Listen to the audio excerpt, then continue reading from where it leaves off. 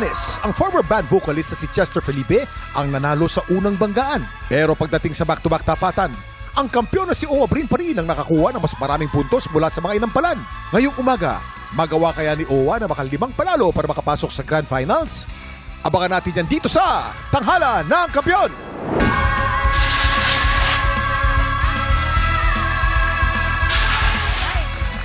Mamadali. Halika dito, Mamang. Umuwi. Yan. Oh.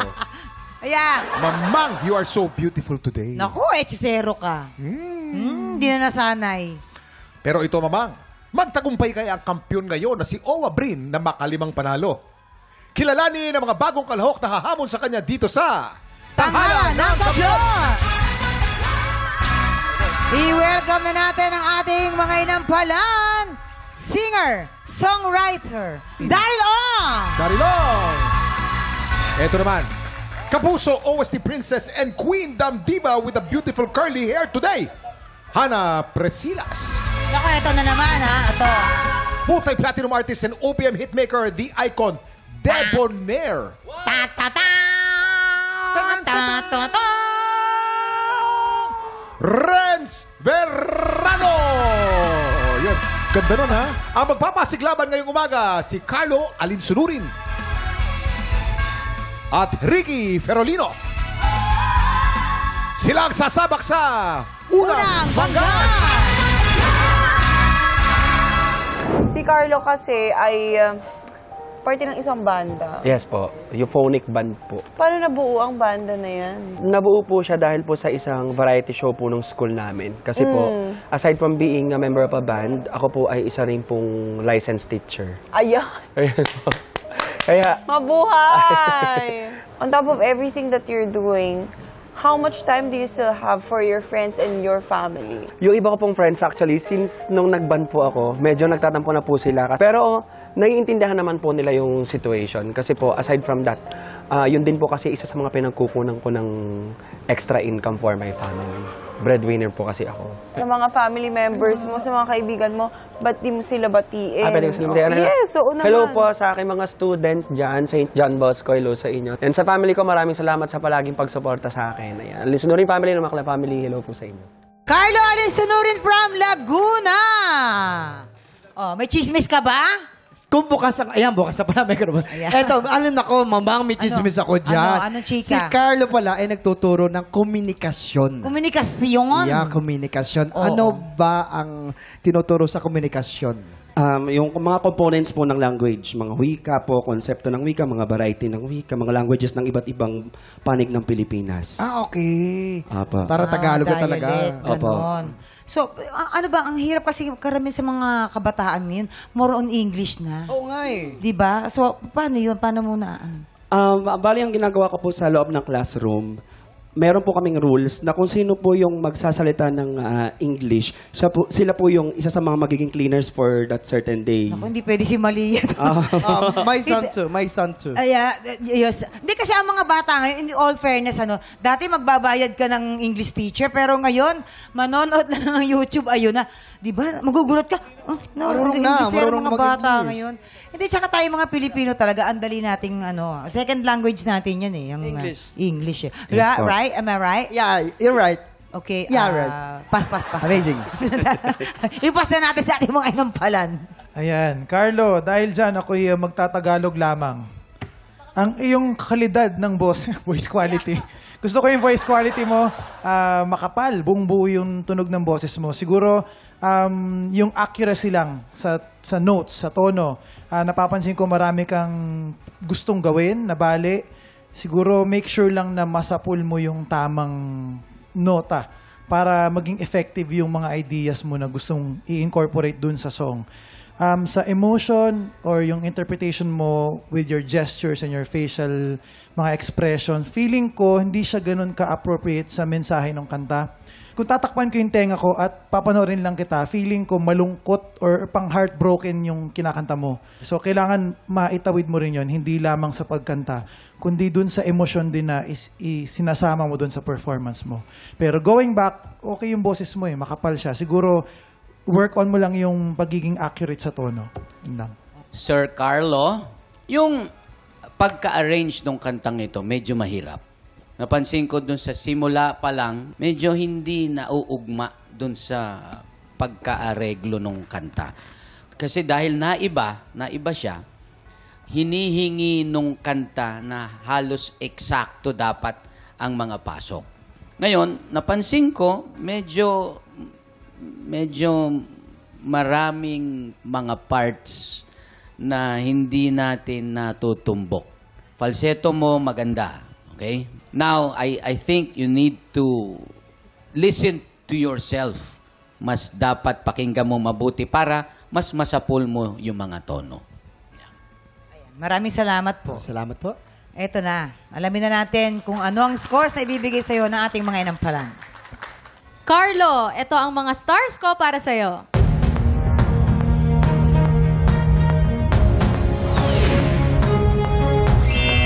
Three stars!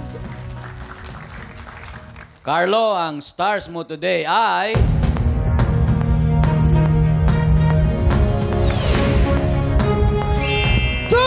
Stars! Maraming salamat po. Ibibiti muna natin kung anong score ni Daryl. Ito na po ating susunod na kalahok, Ricky Ferrolino. Ano ba? Ano bang pinagkakaabala mo sa buhay mo? Yun lang po, sumasali ako sa mga singing contest doon sa amin. Madalas ba nananalo? Medyo po. Ay, Meron naman po. Iba yung ano talaga, iba yung Ricky, no? Balita ko talaga si Kuya Ricky, wala siyang kahit anong dala kasi lumuwas lang sila dito para lang sa pa-check up ng mama niya. Yes po. Kasi biglaan Opo. no? Naisipan mo lang, tapos boom. Kasi po yung kapatid ko po yung nag-ano sa amin na pumunta dito kasi baka meron makatanggal niyan dito. Pagsakay namin ng bus, nakita po namin sa TV ng bus po na tanghalan ng kampiyon. Kaya sabi ko, bakit hindi ko subukan? Kaya pagka kinabukasan, pumunta na ako dito sa September 24. Ay, agad-agad, ganun kabilis yung proseso. September Kung 24 ginawa po. mo inspirasyon yung mama mo, Apo. shoutout mo, pamilya mo, syempre inspirasyon mo yan eh. Oh, yes po. Shoutout ko sa akong asawa dahil si Lisa May Bernardo Ferrolino sa taga-Upper Dinoyan siya yan. Sa akong mga anak, si Rian Sabriela and si Rick Simon po. Ricky Ferrolino from Zamboanga. Hi! O bakit? Naiyak ako eh. Bakit ka naiyak? Kaya sabi niya, wag umiyak. Pero ito na, mama. Anong chika? Meron akong chika dyan. Ano? Lahat daw ng trophy niyan, wala na paglagyan. Ah, talaga? May paggawaan kayo? Oo, yung ibang nga doon, nasa basket, nasa sako. Bakit? Sa dami na ang kanyang trophy. Ay! Kwento mo nga. Sige nga. Sa mga sa mga napanalunan po sa mga contest. Sa mga singing contest. Galing. Ilang taon ka nag-start nung mag-join ka ng singing contest? Since 2010 po. 2010. Pero, kailan mo na-realize na marunong kang kumanta? Dati po kasi, kumakanta po kasi yung papa ko sa mga singing contest po. Singing contest. Nanonood ka, din. tapos nakikita mo. Oo. Sumama po, nagsama-sama po kasi. Saan nakakalaban mo rin tatay mo? Hindi po. Akala ko naman nakalaban mo. Grabe, oo. At least, marami siyang trophy. Mga inampalan, ano pong masasabi po ninyo? Sir Ricky, ang ganda ng dynamics mo. Yung key na pinili mo para sa kantang to, para sa akin, swak na swak lang. Hindi mo pinilit na itaas pa ng todo. Simple lang ang naging atake mo, pero sobrang suwabe. Yung technique na ginagamit mo, yung placement, lalong-lalo na dun sa pinaka-last na word, yung umiyak. Yung mahina tumalakas, umiyak. Yun ang pinaka-paborito ko. Ingat na ingat ka sa notes mo. Kung meron mang kailangan pang, siguro nakaligtaan na ingat is yung timing lang sa chorus part. Yun lang. Yung pagbigkas mo ng bawat salita ng lyrics, napakaganda. Malinaw na malinaw. Congratulations, Ricky. Galing mo. Sir Ricky, ayan, parang nasabi na lahat ni Hana. Dadagdag ko na lang na gandang-ganda ako dun sa parang may pagka-classical na atake dun, especially sa mga matataas na parts. Kaya makapal yung tunog, yung buo yung tunog. May pinapatanong ni Kuya Renz kung may background ka ba ng classical na training wala. Pero ang galing. Ni-imagine ko kung kakanta ka ng Luther Vandross na kanta, ganun. Feeling ko maano mo rin. mabibigyan mo rin ng magandang version. Kasi nga, ngayon lang ako parang rinig ng contestant sa TNK na lalaki na parang may classical na nagkaroon na tayo tunog. ng babae eh. Si Trixie. Trixie, oo. So, very interesting. Nag-enjoy ako sa performance mo. Congrats sa'yo. Thank you po. Maraming salamat. Eto na, alamin na natin kung ilang stars ang ibibigay sa'yo ng ating mga inampalan. Sir Ricky, mauni akong stars nga ihatag para nimo.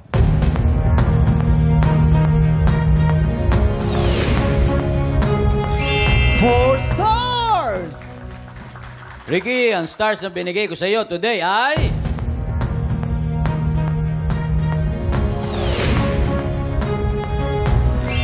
3 stars! Kuya Kim! Maraming salamat, Jason. Mamaya na po natin ipapakita ang scores ni Daryl. Recap po tayo. Si Carlo po, so far ay merong 5 stars. Lamang po si Ricky with 7 stars. Ang tanong, sinong kalaho kaya ang tatapat sa kampiyon ngayon na si Owa Brin? Tutukan yan sa pagbabalik ng tanghalan ng kampiyon dito sa TikTok Live!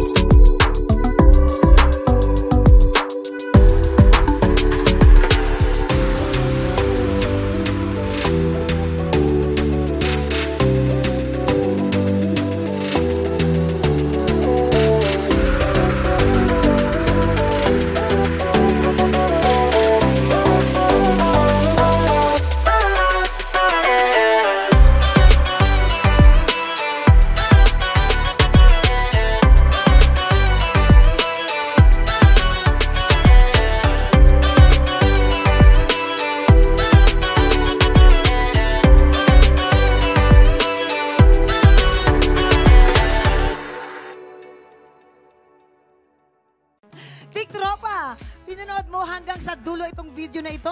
Abay, very good ka! For more happy time, watch more TikTok Lock videos on our official social media pages and subscribe to GMA Network official YouTube channel.